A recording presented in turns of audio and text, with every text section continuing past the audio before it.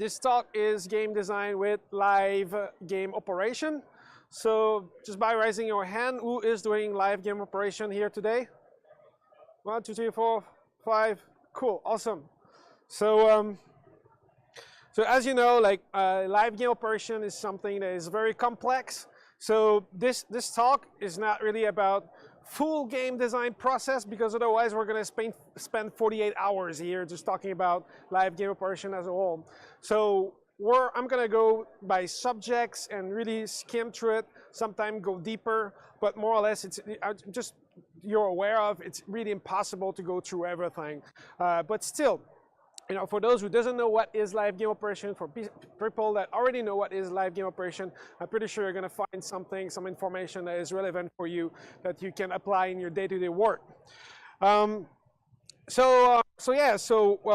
is a live game operation? So more or less, you are aware that you have to develop a game, you have to release the game, and then after that, you come into the cycle of live game ops. So it's very important that when you about live game operation, you have to take out of your mind that you're actually just producing some game content. Live game operation is really about a process. It's a process you have to store inside of your company or your indie studio. It's a way of working. It's not only just about making games and trying to release more content and please your users. There's a full cycle that is part of that, and that's what this talk is going to be about today. So it's this whole cycle and how to integrate that into your game design process to make sure that you are successful. And hence, once you are successful with live game operation, then you can start to think about growing your game into various global situations so that you can grow obviously your revenue, but also your reach, and eventually maybe create another sequel for your game. So what I'm going to talk about really much is how will you be able to take the game that you have and be able to install a process that is good for any culture, that can grow globally, that you can localize very easily. It's a process for you to work that is a lot faster. So it means that every week, more or less, you have to identify where you're going to go the next week, 2 weeks, 3 weeks, and have the relevant data and various endpoints to make good decisions. So the way you're going to build your game is not necessarily to be only adding more content, and then once your content is done, you know, the people have to wait. They're at the end game of the meta game. It's not really the point. It's really about making a process for you that is easy to copy paste. And many designers, when they hear, oh, I'm copy pasting my design, it's very boring, but it's actually very good because it means that you actually validated something that works and you're able to expand that gaming mechanics that you have into other sector in your game. It's either by adding more events, adding more ways to get more players from other games, but mainly it is really to go global with your game. So what we're used to see into a normal integration process of a game is that you create the game into your favorite IDE, either Unity or Unreal, and then you, after that, make a build, and you publish the build, and then you have to install that build, and then you have to test it, right? So this process is a very lengthy process. So what I want you to get out of this presentation as well is that you have to get out of there. You have to get of this rhythm of creating content or creating a game that is very slow to iterate on top of it. So you have to make your game dynamic. So when I say that your game has to be dynamic, is that when you want to change something in your game, when you want to add content inside of your game, you don't have to go through this whole publishing phase to actually do it. You need external tools to help you out to go faster. And at the same time, by having changes that are dynamic in your game, it's gonna make you the possibility to work as a team to create content for your game. So it means you can have your game designers, your customer support team, your community managers, but also your monetization strategists. You can have like a bunch of people all working together to make sure that you're pushing more content into the process of making your game. So when I say things that needs to be dynamic, it's a lot of things, right? So it can be literally everything you have. So for example, if you're using Unity, you're probably going to use some asset bundles, right? So asset bundles that you can load inside of your game, and you're probably going to iterate on top of them. So then after, all of a sudden, since your assets are outside of your game, it's a lot easier to refine those assets as well. So by making it dynamic, which means that it's not bundled into your build process, it's going to go a lot faster for you to change the variables that are associated with them. And that goes for all your text, your images, so that it's easy for you to also improve your onboarding process. So for example, if you want to change the tutorials, so for many of you, you will have to go through that process I talked to you earlier. But if you put all of your content outside of your game so that it can be loaded from a backend service, then it's going to be a lot easier to iterate on top of it. Correct? So timing is something that is very important when we talk about game design. So everything related to a generation of monsters, or how long does it take for you to grind through something, has to be variables that you're able also to change dynamically. Why? On this planet, we don't play games all the same. In Asia, it's very different than in Europe. In Europe, it's very different than in North America. So you have to make a way so that when you load the game, it sets for the current users that it's playing, or at least the current group of players that it's playing. So, for example, you might have a sword that is very powerful in Asia, so that people can grind very quickly in the leaderboard, and then they can go all the way at the top, so then they start fighting because that's what they like. They want to be at the top of the leaderboard very fast. If they cannot do it, they're gonna stop playing your game because it's boring, right? And then I'm talking about all of Asia, like all of it, right? If you go in North America, it has to be a slower process. So again, that same sword, you're probably gonna have different variables so that it's slower to beat up the monsters in the level. So by bringing dynamic content into your game design process, it's gonna be a lot easier for you to A/B test and to validate all of these assumptions that you might have. And in the end, like really, it's to make your player happy. So as part of your game design cycle, you have to test pretty much everything. So many game designers wait a lot before trying out something. I really praise the ones who are actually going on paper and trying out with the people around them. But obviously, it all ends up into the medium that you're using to try out if the game mechanics works properly. So really, you have to use the beta distribution tools that are available into the platform that you're targeting to try out these game mechanics to make sure that you are actually converting the players. Are they having fun? And are they coming back? Is your retention good? And at the same time that your game is dynamic, you can also, it's going to be a lot easier to track, right? To track what's going on. Because all of a sudden you have a way to know when the player's actually loading content, where it's coming from, and if you want to A/B test all of these things, it's going to be a lot easier. So that said, when you want to go into the live game operations sector, is often for free-to-play games, but it works very well for premium games as well. If you want to have a very long cycle, adding more content into like your various meta games into your game, it's going to be very well accepted. And obviously, if we talk about free-to-play, support is mandatory. Support is what will make you make more money. I'm going to show you that in a bit why, but more or less, you have to think that if someone spent $1,000 in your game, that's more or less like 10 titles or 20 titles of some games that are released today, and there's a very high chance he's going to spend even more. So if you give them support, they're going to spend more inside of your game.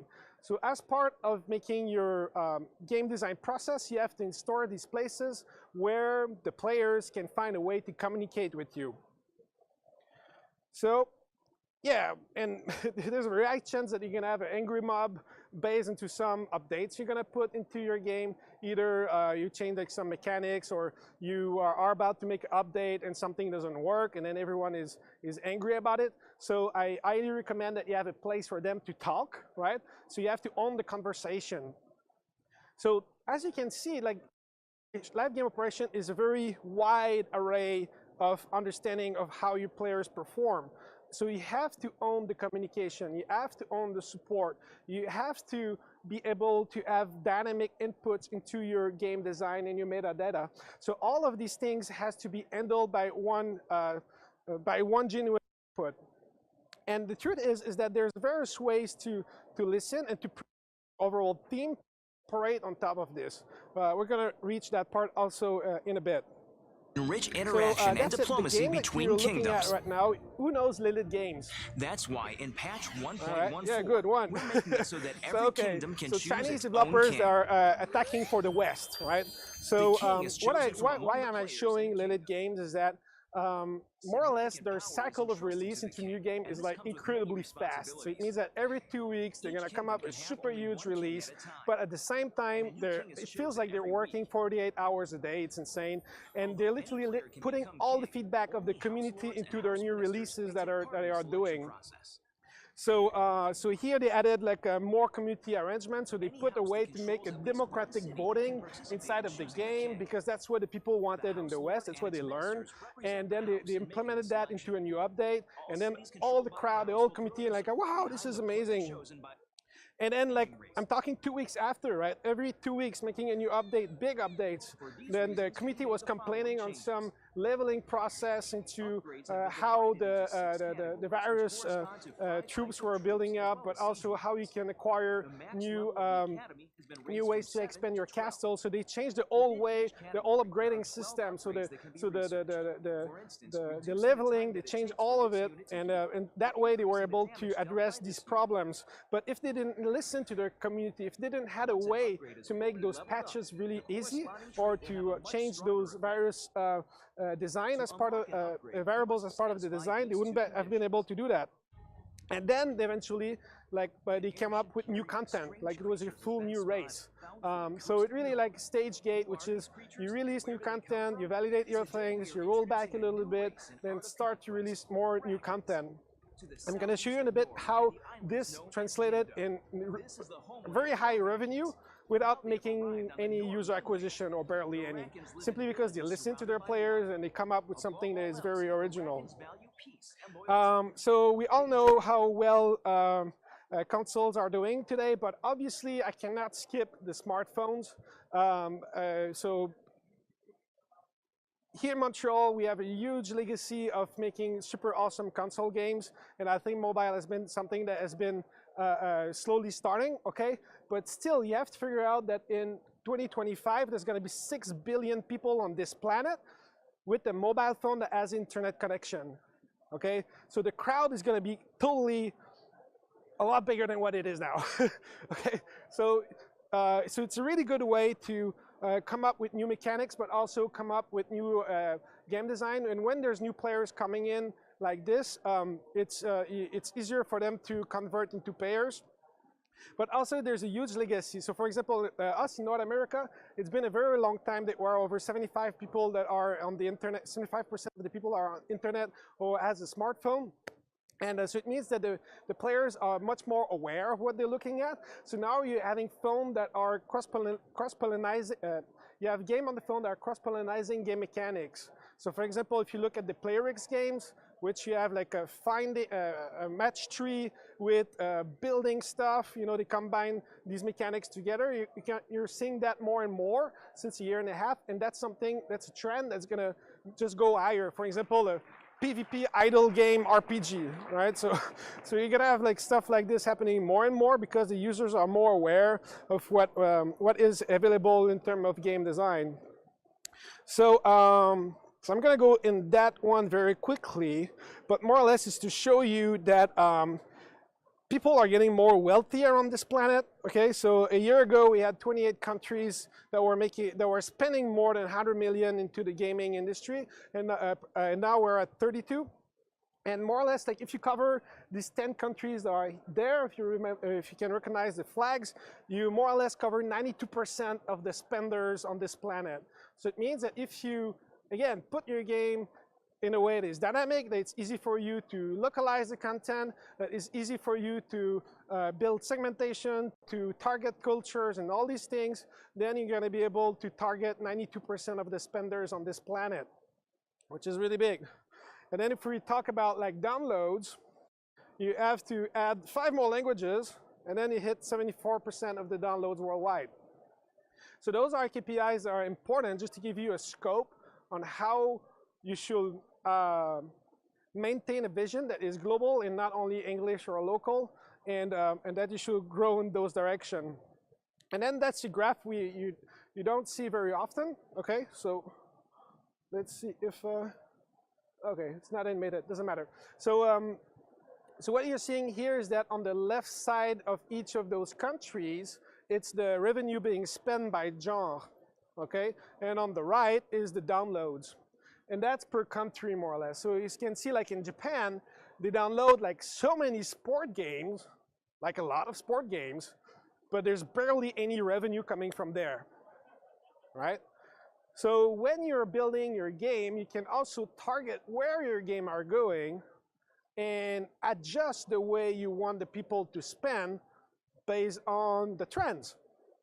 So looking at the trends to know where you want to go in your games is extremely important. And then your live op's gonna leverage that part. So for example, if you want to go in the casino sector, well, you know, there's spaces where there's barely any downloads, but then all of the revenues are coming in that field. It's very interesting. And obviously arcade and strategy are the top ones, but they're also the hardest to make properly.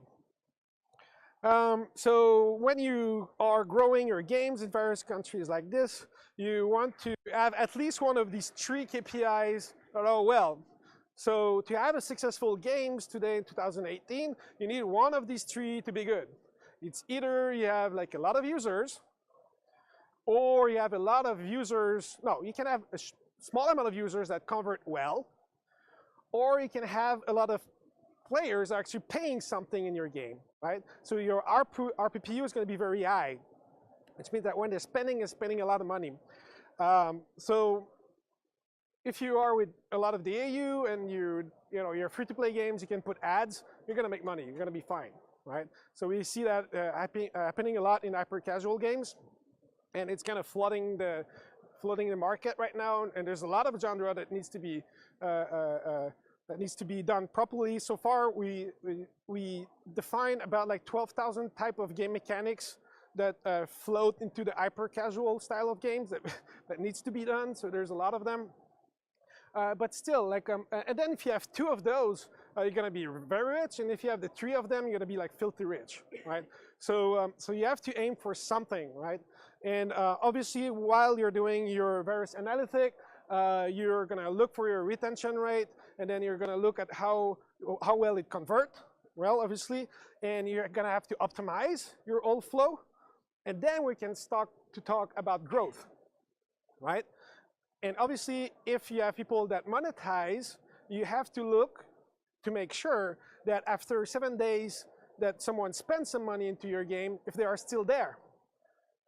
Many games actually just focusing on making money, and then they forget about the player afterwards. Well, if your players are still there after 7 days, there's a high chance you're going to be in the bottom 2 group of successful games. So you have to aim for that. So then, in terms of where do you want to go, right? So yeah, so bring life. So there's various groups of updates that you can do in your game to make it just a lot better, right? So the one that are on the far left are updates that takes a while to do. So for example, when I was talking about the Lilith games earlier, those are very extensive updates. It takes a very long time to do, but you know, you're gonna see through your KPIs that you can have a longer retention curve of your players, because it's a lot of content in a niche market. If you're targeting that, the people want, and if it's casual field, you might go more on the right or the middle side, which is like gacha system, VIP system that are very popular, and obviously everything that is related to power items. Not so much about vanity, which means like how the hell I look. So for example, why it works in Fortnite. Fortnite works very well with vanity items simply because you have so many people, you know, playing, right? So then when you're playing into your into your battle royale game and you see someone that looks like this, you're like, whoa, he looks super awesome.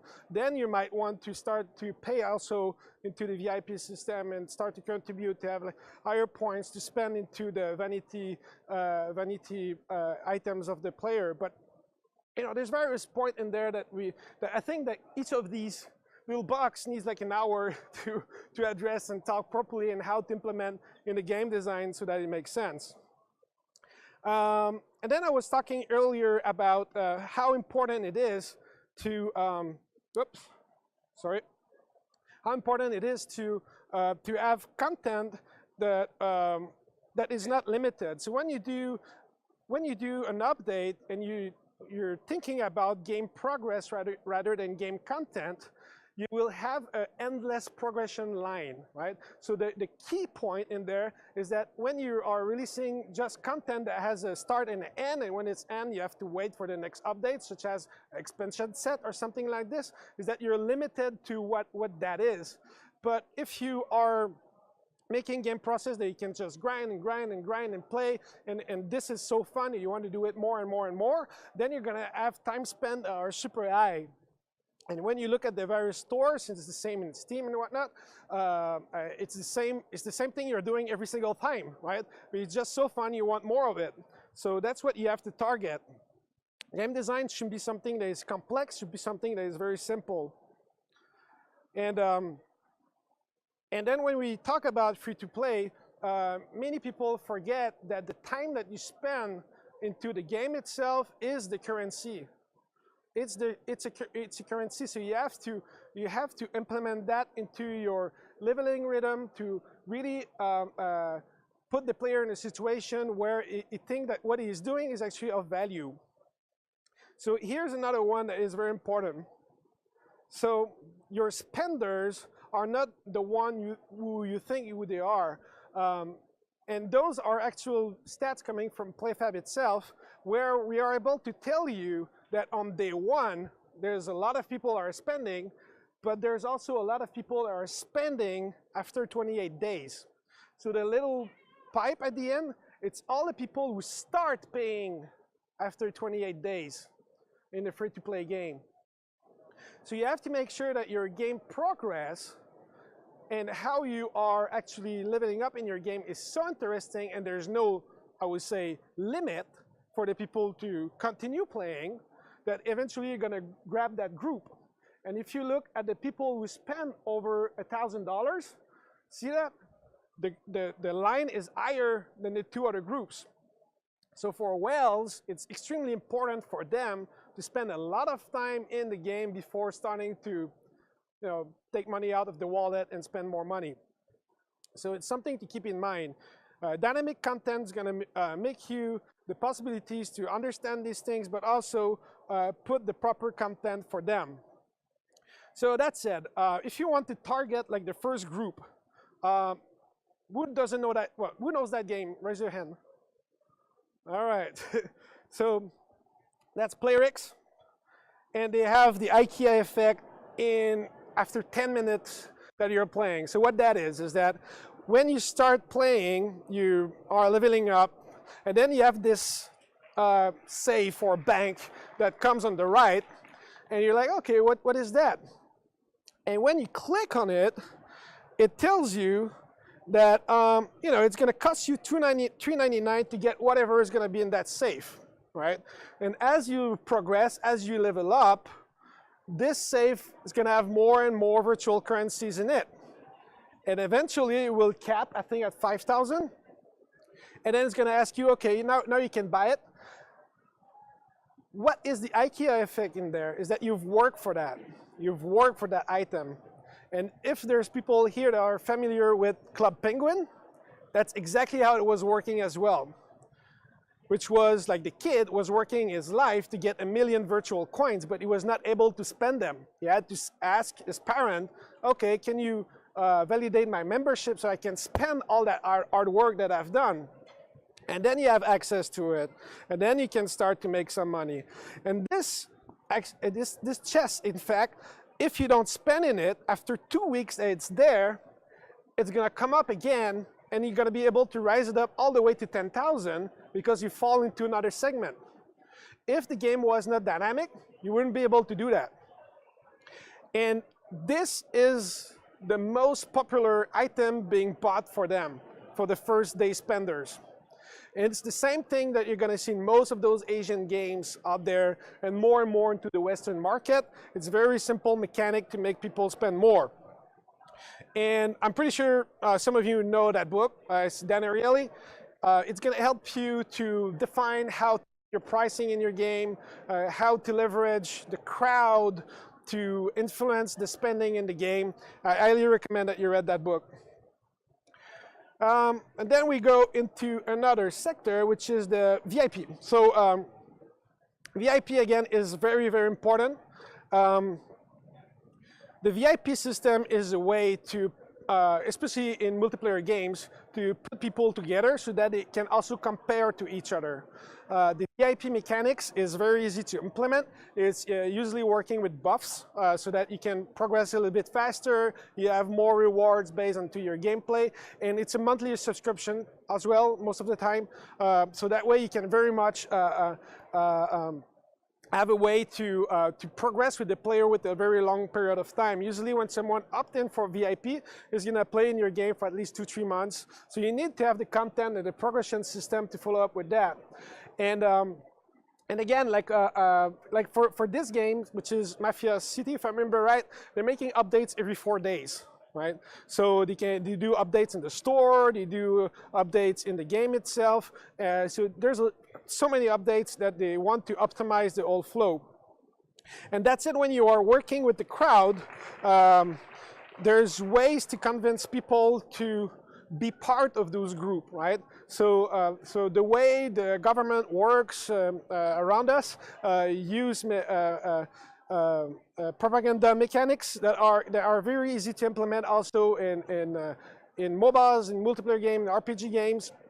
And you should look at these two books and this documentary to understand more about how can you commit people to be part of a group and feel safe as part of the group so that they spend eventually more. So there's good learnings to be done on that part. And when we talk about, again, about VIP system, yeah, Game of War, probably you know that one. So that's the grossing chart we're seeing. So it's fairly at the top and then it's fairly going down afterwards.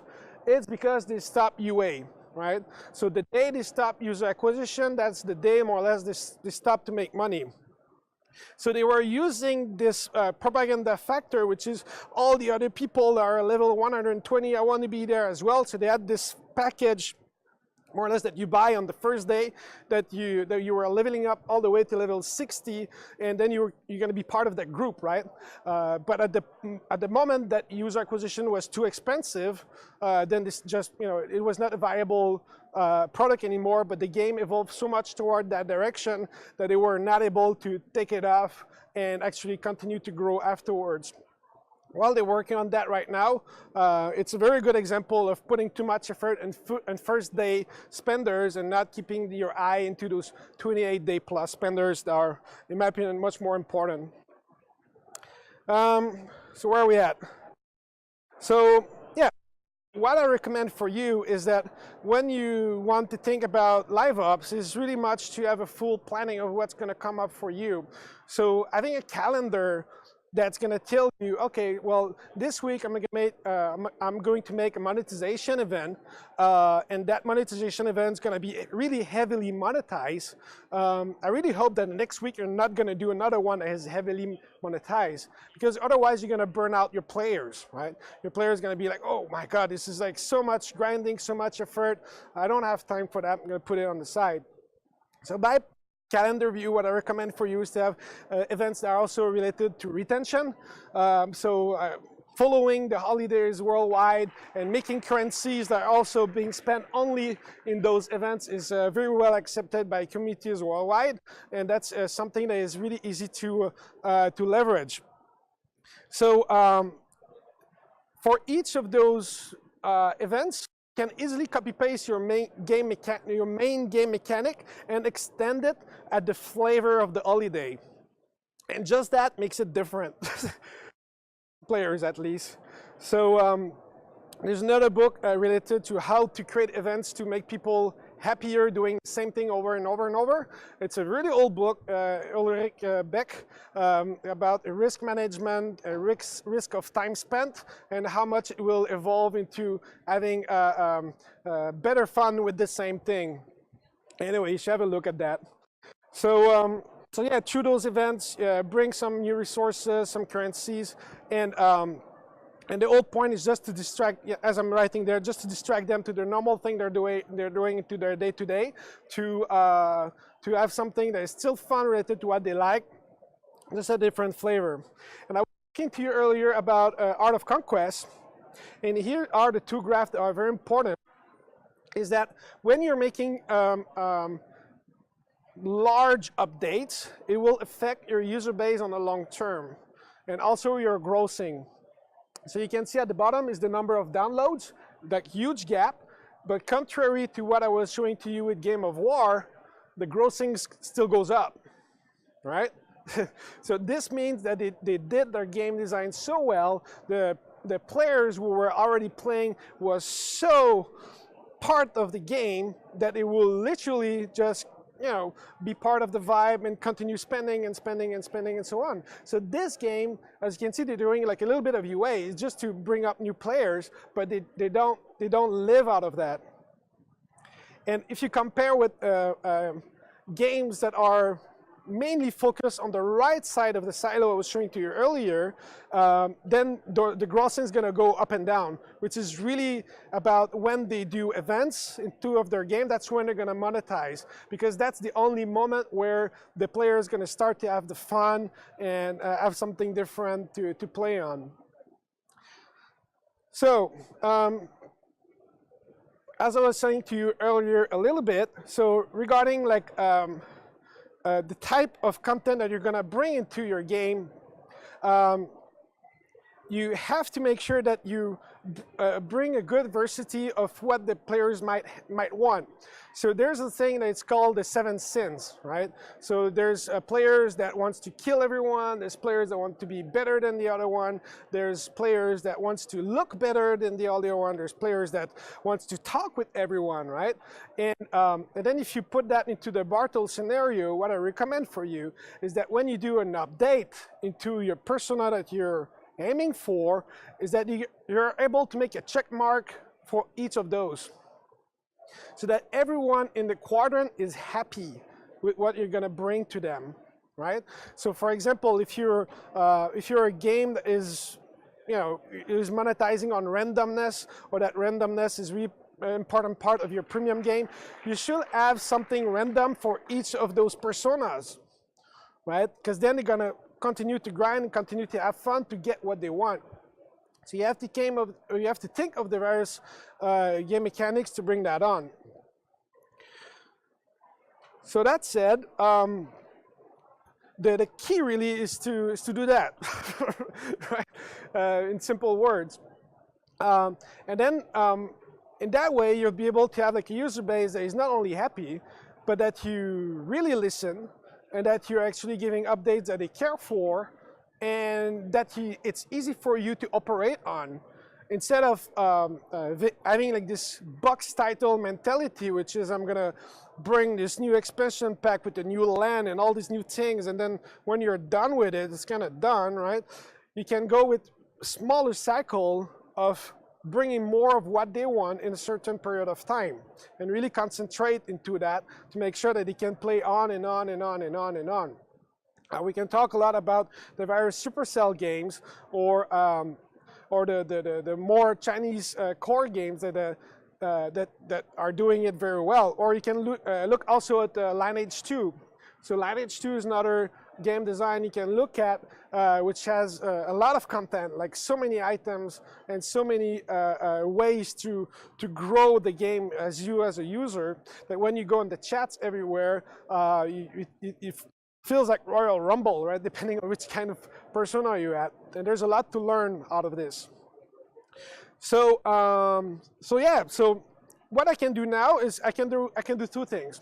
I can either show you how to implement a dynamic way to load your game and do change in it, or I can also answer a question if you have some now.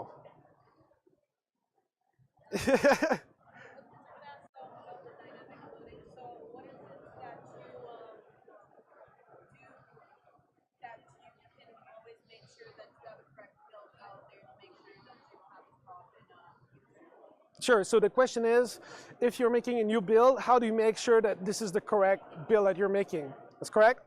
Okay, so, yeah, okay, sure. Well, that's awesome. That's what I was about to show. So, okay, cool. So, let's see how I can do that.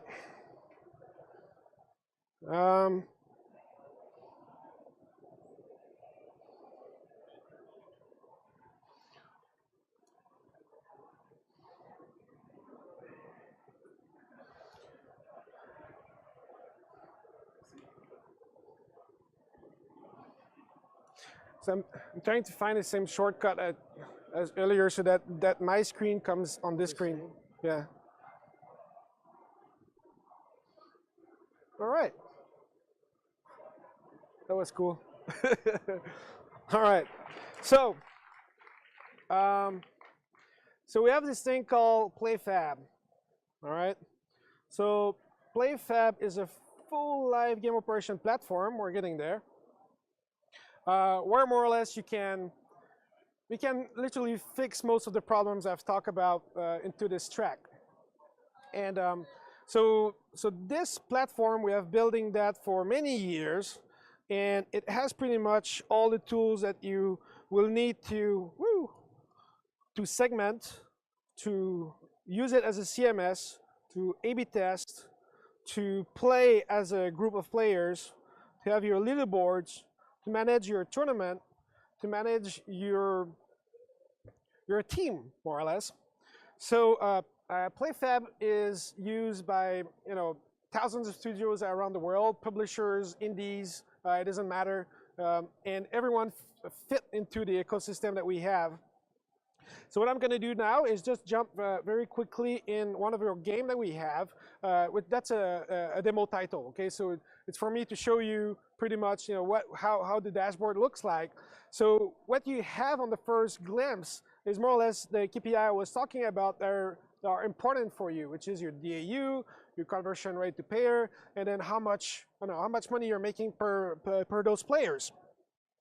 So what you will want at any time is being able to search through your group of players based into properties that are related to your game, so that you can identify as the one that are spending the most, the one that have been that you've retained for a very long period of time, and what are they doing? So it's a really good question. It's relevant. What are they doing into your game? So you want to be able to search for them, and then you want to be able to dive into their profile to know every single details about their life, right? and that's the key. So here we have a view. It's called the event history. And as part of the event history, you can know when he logs in, what are the various actions that he did at which time, and this can be customized to your own game. So if you want to know how many times jump or how many times someone opened the door or whatever, something that's totally irrelevant, you can also track these things and have it part of your, as part of your view. And a very important thing when you have a successful game is that you want to be able to dive into the player itself to be able to change the data of that player. Because it might happen that you're going to do a special event, and let's say you make a multiplayer game, and then you're in the quest, you're like with 35 other people or 100, everyone's smashing the dragon is dead, everyone has their rewards except you, right? Does that sucks? Yes or no? So it sucks very much. You spend maybe 45 minutes of your time. Maybe you spend some money.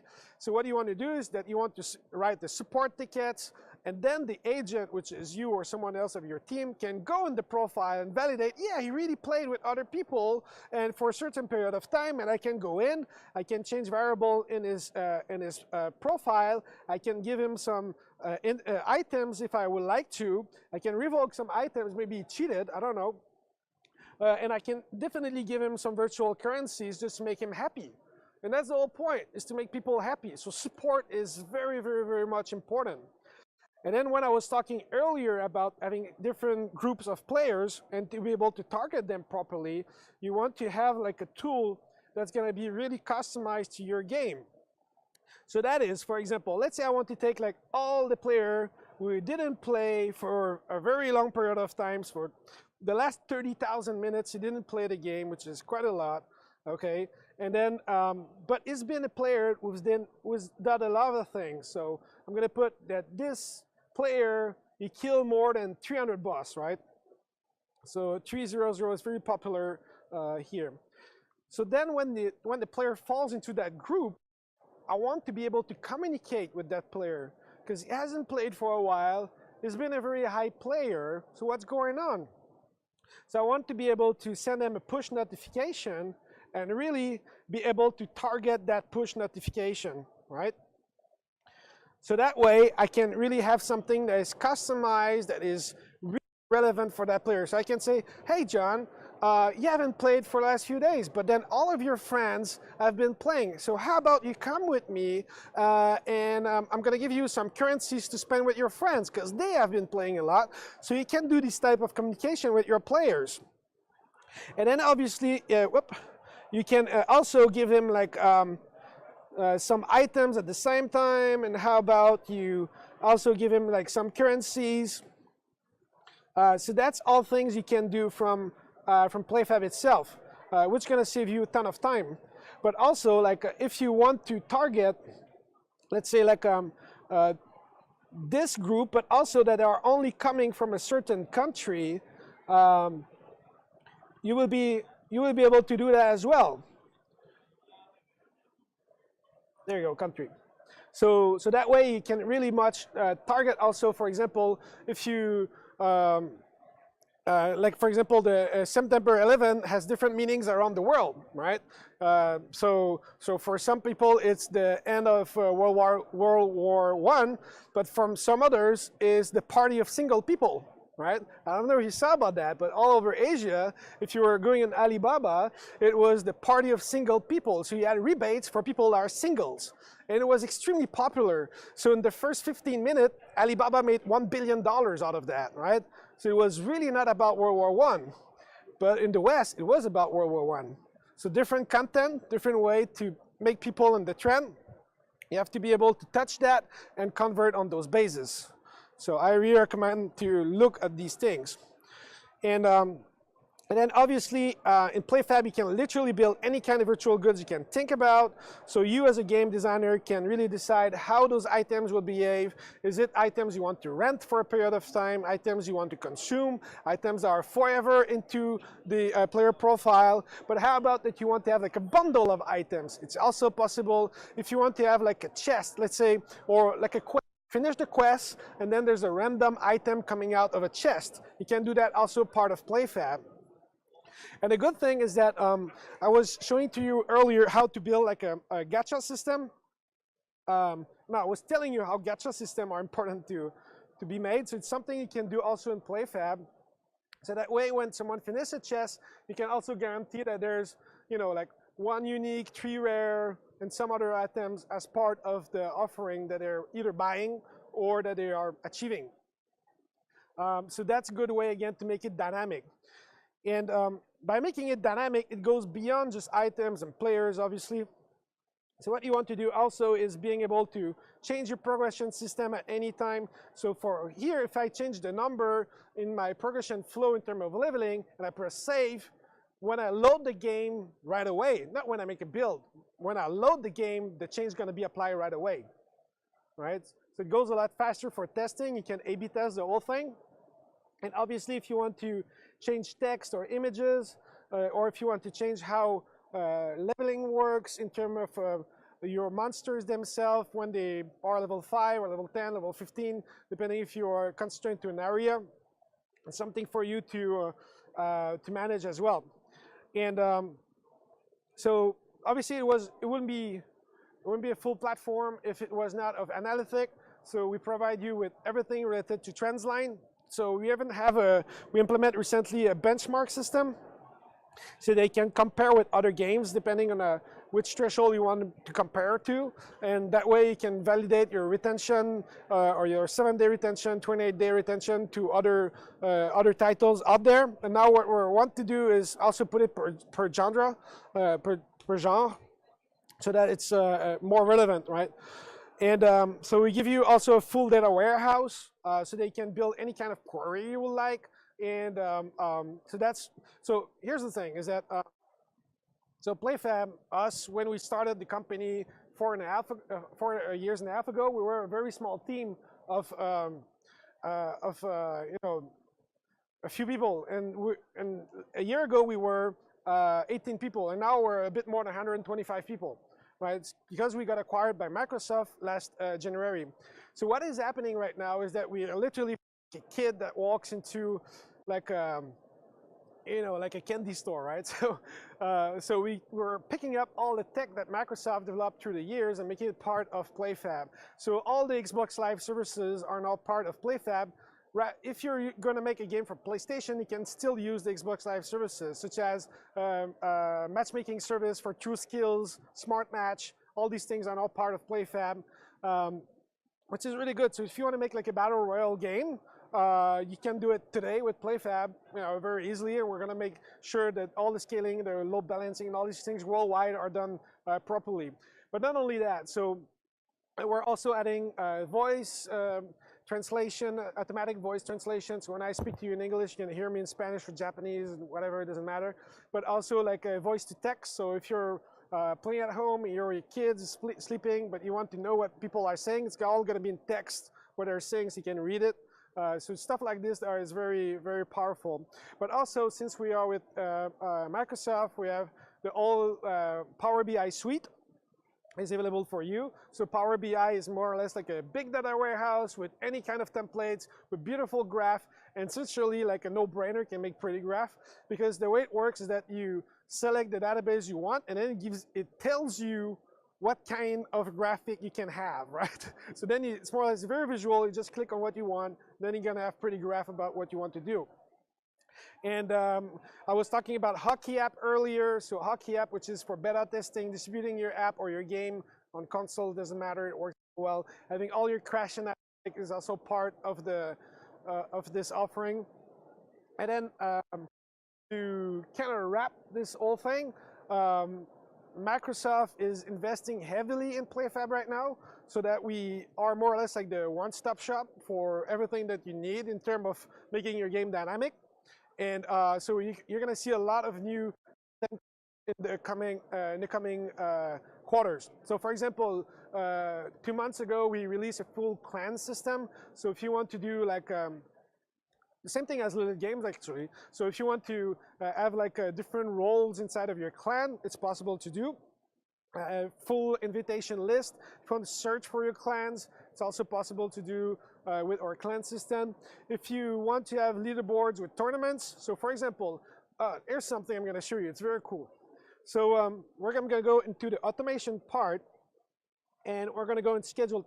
First, you can build any API you want on top of Playfab as well. You can extend all of our APIs, but the coolest thing in Playfab before you leave is the scheduled task. So what that is that you can say, okay, every week on a Sunday at 4, all right, I'm gonna trigger on a segment, okay, some actions, okay? But then that could be very well, since we support leaderboards, you support tournament, you could take like the top 20 of a leaderboard, promote them to a new leaderboard, give them all the rewards and say how awesome they are, notify all their friends about how their friend performed.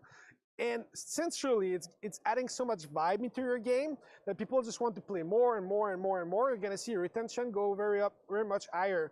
And then when I was talking about calendar, what we are adding in 2 weeks from now is a beautiful calendar there, right? So then you'll be able to color code your retention event, your viral events, your monetization events, and then you can also have calendars per country, per region. And then more or less like schedule all your updates in the future, right?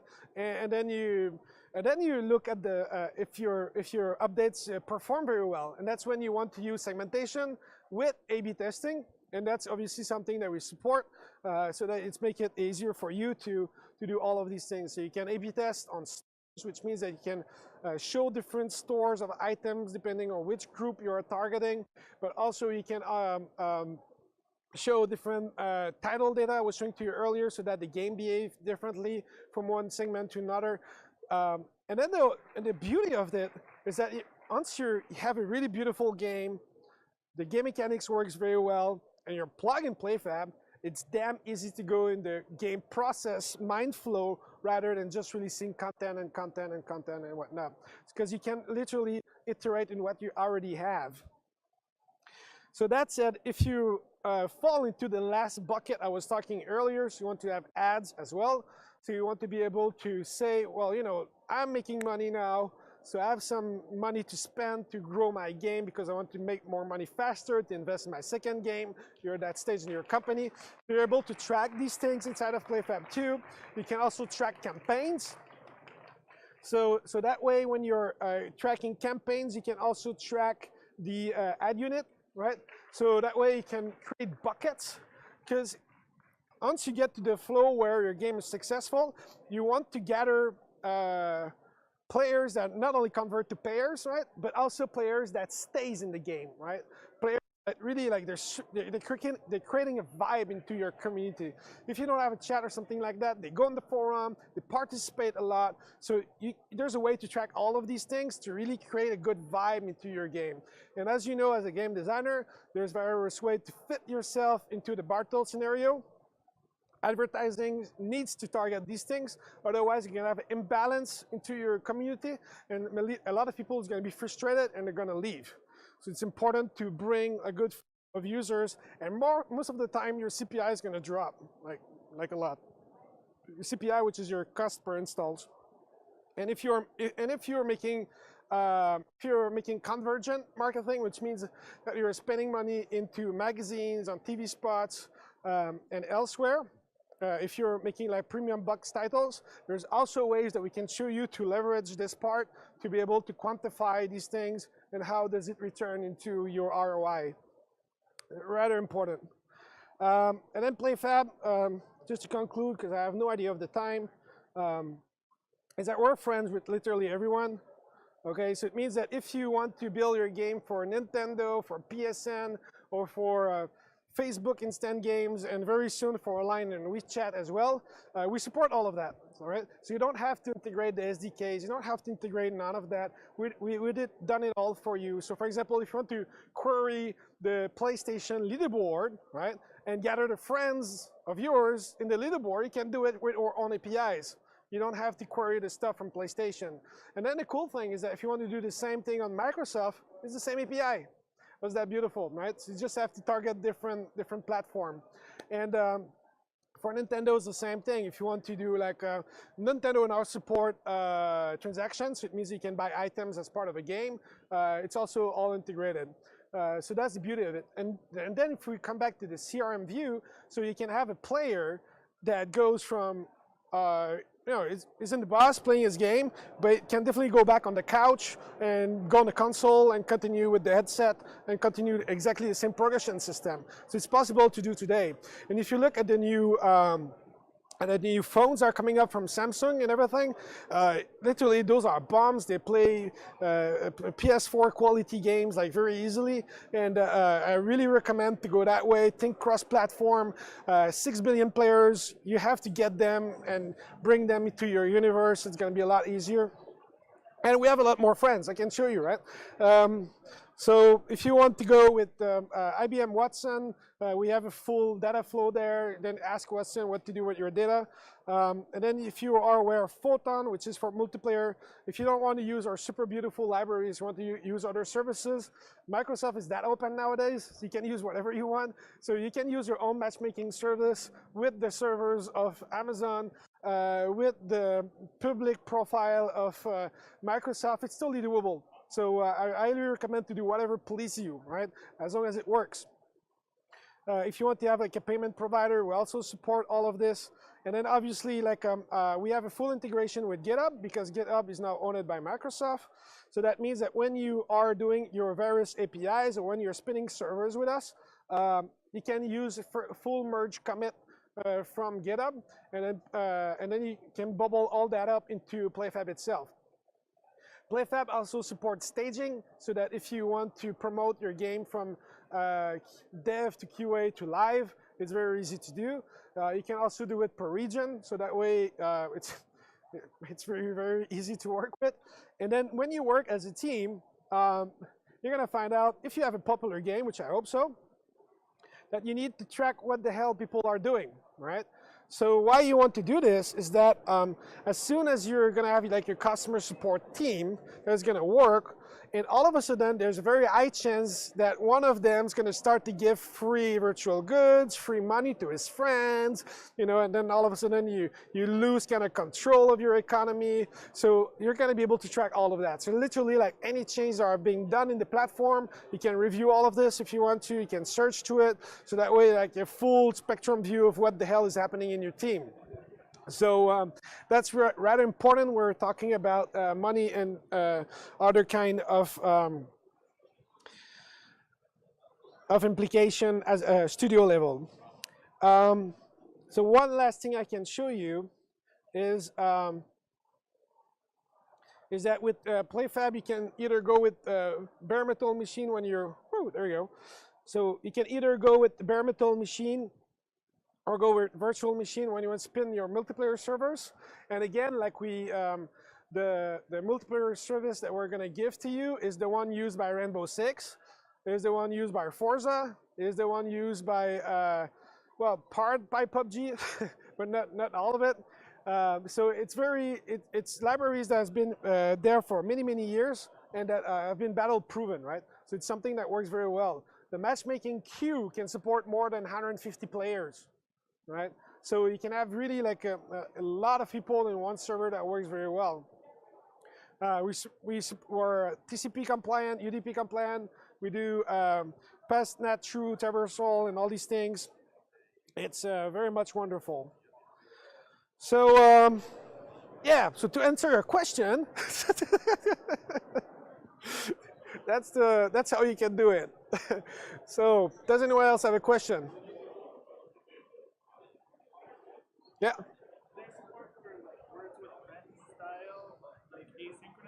Yeah, sure. So, yeah. So the question is, can you do asynchronous game with Playfab? Yes. And in fact, you don't even have to use any of the multiplayer services for that. So what we offer to you is with the group's data profile. All right. So if I create it, well, I won't create a new group. I'm just going to show you what's inside of a group. There we go. Let's go back. Yeah. Okay, I'm gonna go and test clan. So normally you use that for clans, but you can do matchmaking with that, okay? So what you can do is put a blob of data, okay? And then that blob of data is shared across a pool of users, right?